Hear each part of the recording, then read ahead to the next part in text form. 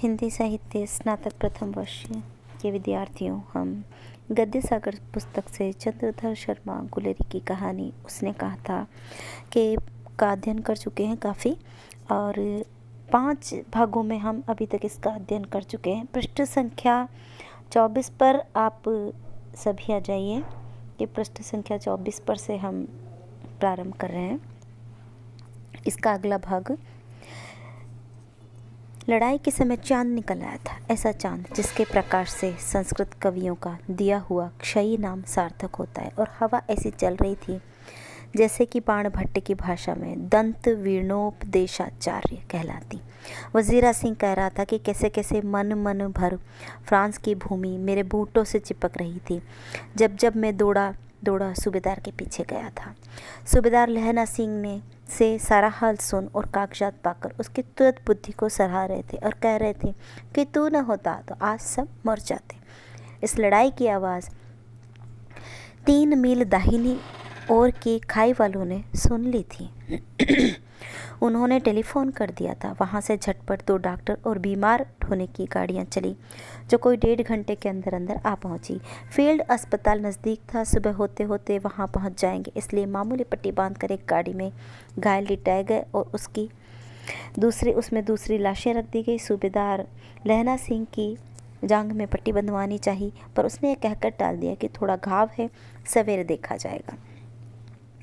बोधा सिंह ज्वर में बर्रा रहा था, वह गाड़ी में लिटाया गया। लहना को छोड़कर सूबेदार जाते नहीं थे।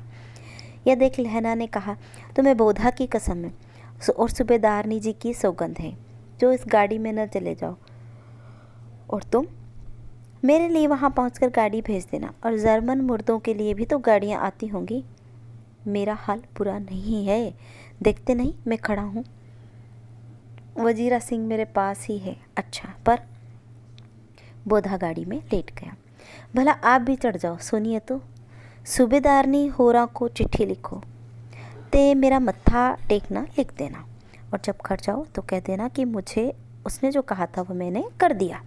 गाड़ियाँ चल पड़ी थी। सूबेदार ने चढ़ते चढ़ते लहना का हाथ पकड़कर कहा, तूने मेरे और बोधा के प्राण बचाए, लिखना कैसा? साथ ही घर चलेंगे, अपनी सूबेदारनी को तू ही कह देना उसने क्या कहा था। अब आप गाड़ी पर चढ़ जाओ, मैंने जो कहा वह लिख देना और कह भी देना। गाड़ी के जाते ही लहना लेट गया। वजीरा पानी पिला दे और मेरा कमरबंद खोल दे, तर हो रहा है। मृत्यु के कुछ समय पहले स्मृति बहुत साफ हो जाती है। जन्म भर की घटनाएं एक एक करके सामने आती है। सारे दृश्यों के रंग साफ होते हैं। समय की धुंध बिल्कुल उन पर से हट जाती है। लहना सिंह 12 वर्ष का है, अमृतसर में मामा के यहाँ आया हुआ है। दही वाले के यहाँ, सब्जी वाले के यहाँ, हर कहीं उसे एक 8 वर्ष की लड़की मिल जाती है। जब वह पूछता है तेरी कुड़माई हो गई, तब धत कर वह भाग जाती है। एक दिन उसने वैसा ही पूछा तो उसने कहा, हाँ कल हो गई। देखते नहीं ये रेशम के बूटों वाला सालू। सुनते ही लहना को दुख हुआ, क्रोध हुआ। क्यों हुआ? वजीरा सिंह पानी पिला दे। पृष्ठ संख्या 25 पर आ जाइए। 25 वर्ष बीत गए। अब लहना नंबर 77 राइफल्स में जमादार हो गया। उस 8 वर्ष की कन्या का ध्यान ही न रहा, न मालूम वह कभी मिली थी या नहीं। 7 दिन की छुट्टी लेकर जमीन के मुकदमे की पैरवी करने वह अपने घर गया।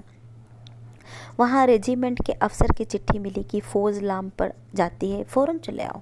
साथ ही सूबेदार हजारा सिंह की चिट्ठी कि मैं और बोधा सिंह भी लाम पर जाते हैं, लौटते हुए हमारे घर होते जाना, साथ ही चलेंगे। सूबेदार का गांव रास्ते में पड़ता था और सूबेदार उसे बहुत चाहता था। लहना सिंह सूबेदार के यहाँ पहुँचा। जब चलने लगे थे तब सूबेदार बेड़े में से निकल कर आया। बोला, लहना सूबेदार ने तुमको जानती है, बुलाती है, जा मिल आ। लहना सिंह भीतर पहुँचा। सूबेदारनी मुझे जानती है। कब से? रेजिमेंट के क्वार्टरों में। कभी सूबेदार के घर से लोग नहीं रहे नहीं। दरवाजे पर जाकर मत्था टेकना कहा। असीस सुनी। लहना सिंह चुप। मुझे पहचाना नहीं। तेरी कुड़माई हो गई? धत कल हो गई, देखते नहीं रेशम बूटों वाला सालू। अमृतसर में भावों की टकराहट से मूर्छा खुली, करवट बदली, पसली का घाव व बह निकला। वजीरा पानी पिला, उसने कहा था। स्वप्न चल रहा है, सूबेदारनी कह रही है। मैंने तेरे को आते ही पहचान लिया। एक काम कहती हूँ, मेरे तो भाग फूट गए। सरकार ने बहादुरी का खिताब दिया, लायलपुर में ज़मीन दी है, आज नमक हलाली का मौका आया है। पर सरकार ने हम तीमियों की एक घाघरिया पलटन क्यों न बना दी, जो मैं भी सूबेदारनी के साथ चली जाती। एक बेटा है, फौज में भर्ती हुआ, उसे 1 ही बरस हुआ, उसके पीछे 4 और हुए पर एक भी न जिया। सूबेदारनी रोने लगी। अब दोनों जाते हैं। मेरे भाग, तुम्हें याद है एक दिन टांगे वाले का घोड़ा दही वाले की दुकान के पास बिगड़ गया था। तुमने उस दिन मेरे प्राण बचाए थे। आप घोड़े की लातों में चले गए थे और मुझे उठाकर दुकान के तख्ते पर खड़ा कर दिया था।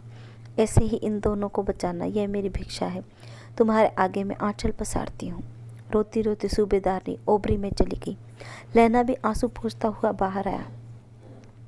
वजीरा सिंह पानी पिला, उसने कहा था। लहना का सिर गोद में रखे वजीरा सिंह बैठा है, जब मांगता है तब पानी पिला देता है। आध घंटा तक लहना चुप रहा, फिर बोला, कौन? कीरत सिंह। वजीरा सिंह ने कुछ समझकर कहा, हाँ भैया, मुझे और ऊंचा कर ले, अब पट्ट पर मेरा सिर रख ले। वजीरा ने वैसा किया। हाँ अब ठीक है, पानी पिला दे। बस अब के हाड़ में, हाड़ मतलब आषाढ़, अब के आषाढ़ माह में यह आम खूब फलेगा।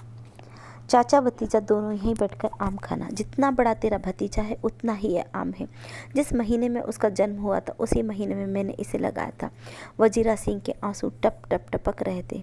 कुछ दिन पीछे लोगों ने अखबारों में पढ़ा, फ्रांस और बेल्जियम 6वीं सूची मैदान में घावों से मरा नंबर 77 सिख राइफल जमादार लहना से।